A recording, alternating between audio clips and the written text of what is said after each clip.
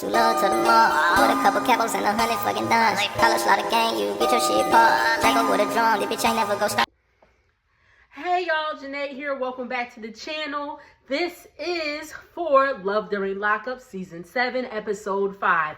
First things first, I rocks freaks all the... Okay. First things first, Happy Valentine's Day. Happy Valentine's Day to those who are celebrating. And remember, you don't have to have a significant other to celebrate. And you don't have to celebrate today. Like, we going out tomorrow. But anyway... So yes, you know, there's Valentine's, so you get your girls together, your pets, like whatever. Don't be all like, oh my God, I ain't got nobody, or all that stuff. Just celebrate, you know, or celebrate yourself. Celebrate yourself. But anyway, so again, Love During Lockup Season 7, Episode 5. This episode was kind of boring. On a scale of, let's see, 1 to 10, I give it about a 5.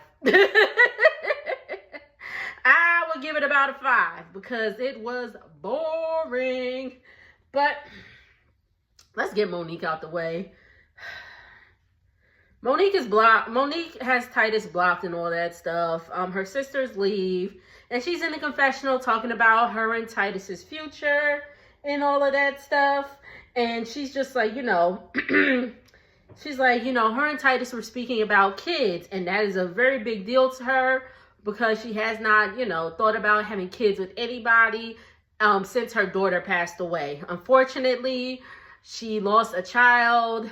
She said her and her daughter's father argued all the time, all day, every day. And her daughter's name was Malia. It was very, very sad to see those pictures of her little teeny tiny baby. It was very sad. My heart definitely goes out to Monique. So she was just saying that she lost her daughter. She gave birth to her at 6 months pregnant. So very, very premature. Her organs didn't fully develop. And, you know, I guess, I don't know. She never said how long she was alive or anything like that. Or maybe she did, because I know she mentioned her daughter in the past. And I do follow her on social media, so she does mention her daughter every once in a while. But if she did, I don't remember. Excuse me. But her daughter has passed away. And I think recently I saw on her post that it was like 9 years ago. So her daughter would have been 9 years old. So heartbreaking, terrible. Again, condolences in regards to that, Monique. While she's, you know, doing her confessional, she gets a knock on the door. Who is the knock from? Cousin Jamal. Cousin Jamal, he's like, you know, I'm just here to check up on you. Because Titus pretty much sent him there to check on her. Because he's like, I heard you passed out or something like that. And conveniently, Titus calls Jamal. And he's just like, oh, there she go, whatever. And they're talking. And he's like, can we move forward? And she's like, are you going to apologize? He never apologized, by the way, unless they edited it out. And he's like, you know, I got love for you. And she's like, you got love for me or you love me? And he was like, I got love for you. She's like, yeah, I love you or something like that. She's like, that's not what you said. He's like, that's what I meant. I said, Monique, why are you wasting your time, girl? And he's like, oh, so you gonna come visit me and all that stuff? Monique ain't going to visit that man. Monique ain't going to visit that man because she's still, again, I don't know her from paint, just from what I see on TV. She still, you know, is dealing with her self-esteem issues and all that stuff, in my opinion. So, Monique, when this man getting out? Let me know when this man come out so y'all can come back for Love After Lockup. Because I think he said like in a year or so. We'll see y'all in 2028. Because, you know, they got to film and all that stuff. We'll see y'all in 2028. Get off my screen. So Bonita is getting the stuff that she hasn't sold from Mumu. She's getting this stuff together. She's like, oh, his mom about to come get and all that stuff. And she goes and reads her horoscope. She's like, oh, you're about to get some unexpected news from a man in your life or things like that. And she's like, let me burn my sage. So she's burning her sage. Mumu calls and, oh, she said, I say, yo, she is Baltimore down from the accent. Because I'm just like, thank God for subtitles. Because I know I can talk fast because, you know, I'm from Jersey and all that stuff. So I know I can talk fast, but I don't know. That Baltimore accent is different. Like, totally different. But anyway, so she said she rode around, stopped the car and opened the trunk and sold his stuff. And said, oh my God. I said, oh my God. So she said it was like $115,000 worth of stuff. She made like $17,000 off of it. I said, oh my gosh. Anywho, so he calls Goddess and they have a conversation about how, you know, they about to go get his stuff. She's going with his mom to go get her stuff from Bonita. And then after that, an hour later, he calls Bonita. They were supposed to have a video chat. She was waiting. And she's like, well, where's my video chat? What happened to the video chat? He said something wasn't working and all that stuff. And he was like, what you got on or something like that. He said, I can't wait to get in them guts. I said, oh my God. Bonita said she hadn't had sex since 2022, right before he went in. I was like, oh God. I mean, I'm sure knowing what she knows now, she wish she would have went and got her some. But anyway, so he's saying, you know, don't be playing with me, Bonita. I'll need all my stuff. Da da da da da da da. And she's like, you know, why? She's like, why? She's like, I thought you was coming home to me. Like, why am I giving your mother your stuff? He said he's staying with his mom for now. Till he get things figured out of who he wants to come home to. That's it with them. Aisha and Chrissy are at a hotel. They getting ready to go get their day started. They gonna go to the courthouse. She going strap Anna Marie back in the seat, and they ride to the courthouse. She's like, oh, Michael called. His name is Michael. We calling him Michael from here on out. Michael calls, and he said he had trouble with some pin or something like that of that nature. And she's talking about, as sweet as Aunt Gloria is, she's 82, and I can't really trust her answers. I said, listen, Miss 82-year-old Gloria got more sense than you. Clearly, Aisha.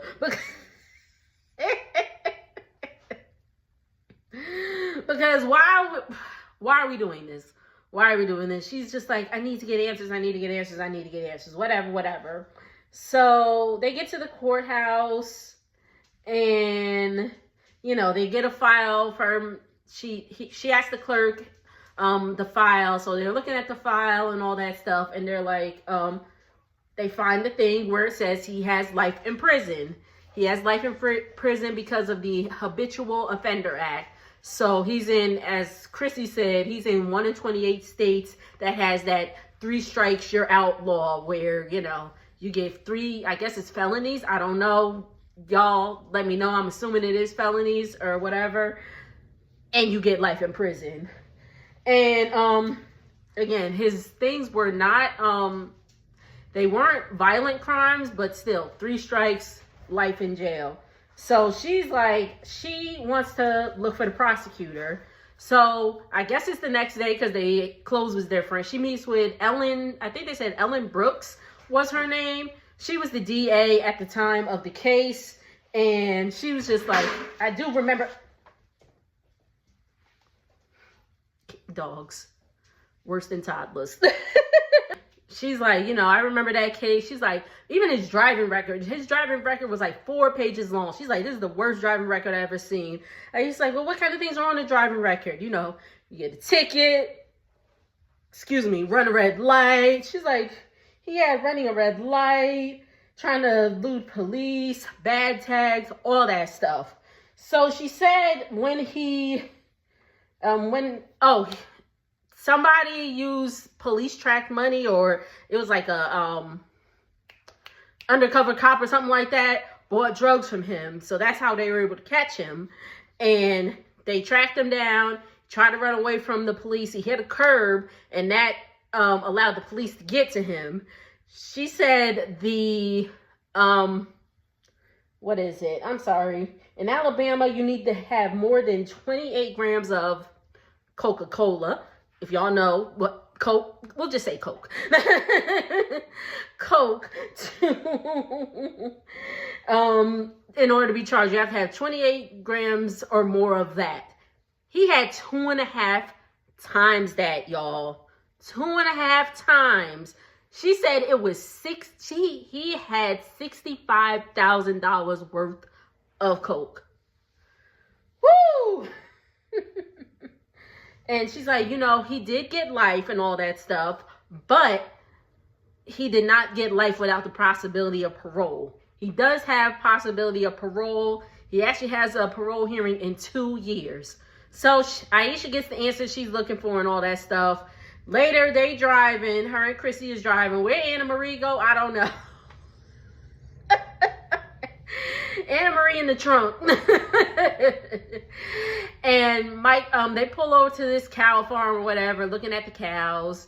And Michael ends up calling her. And she's like, oh, yeah, you have life in prison. And he's like, oh, that can't, he's like, oh, that's not right. Like, you know, I'm in jail illegally, or I've been sentenced illegally. He said he signed a 5-year plea deal, but then he came back and then the judge gave him life. So yeah, he's talking about his 14th Amendment has been, what he say? Oh, has been violated. Now let's take a look at what the 14th Amendment is real quick, shall we? Now, according to Google, the 14th Amendment simplified is granting citizenship to all people born or naturalized in the U.S., guaranteeing equal protection of laws and due process, fair treatment to everyone, and preventing former Confederates from holding office. Does that sound... Granting citizenship to all people born or naturalized in the U.S., guaranteeing equal protection of laws and due process. Okay, so I guess he's saying he hasn't had his due process, because I was like, okay, and then he had to file some other thing, and that was pretty much them. We could go ahead and move on to Emily and Justin. Emily says she's heading over to Vegas to make content, aka a porno. She said her goal, what is she, 20 something or 30 something, but her goal is to be the next I don't even know porn stars' names. But I'm sorry. She's trying to be the next porn star, is what I'm getting at. She said, so she's going to make content, and she is averaging about $5,000 a video. So there's a content house that they do these videos and all that stuff. So she meets the guy that she's shooting content with. Did I say contact? My bad. Content with, and his name is Just a Nice, rhymes with rock. I was like, what? But that's his name. So if y'all be looking at, you know, that type him in and try to find him. Anyway, he said last year he made over $100,000, and he said 85% of the things that he shoots is gay material and 15% is straight material. I'm guessing that he is, I'm guessing he's gay because he said his partner, and it's usually when you're talking about same-sex relationships where you say partner, but he does have a significant other. And so whatever, him and Emily meet up. She's like, you know, they're trying to shoot the scene, and there's like, oh, he's like, it depends on how kinky you are and things like that. And he said, you know, oh, she said, is there any boundaries that we can't cross or whatever? He said, you know, out of respect for my partner, I can't call you baby girl. I can't, they blanked it out. I was like, oh my God. Like, but, and she's like, okay, and she's like, I can't kiss out of respect for my boyfriend. He's like, yeah, my partner feels the same way. He feels it's more intimate and all that stuff. So Justin actually calls.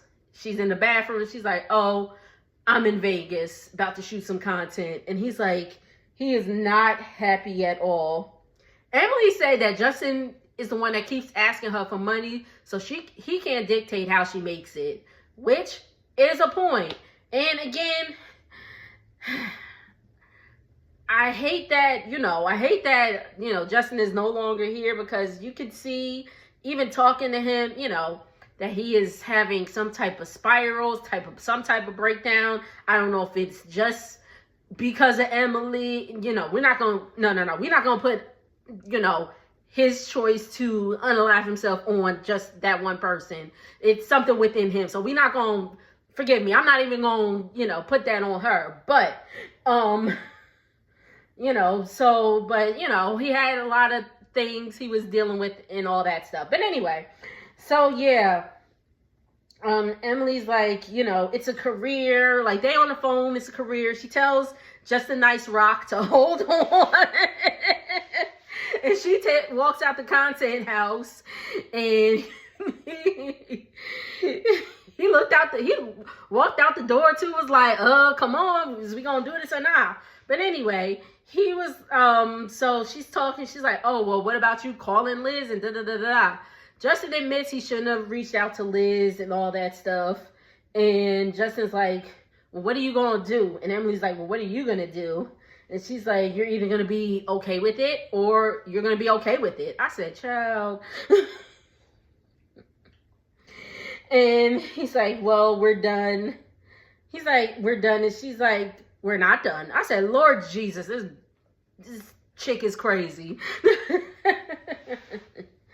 And she's like, well, blah, blah, blah. They on the phone talking and all that stuff. And she's like, well, if you're going to be on the phone entertaining this dumb bitch, I can make content. And she kicked the damn little flamingo in the pool. I said, now what the flamingo do?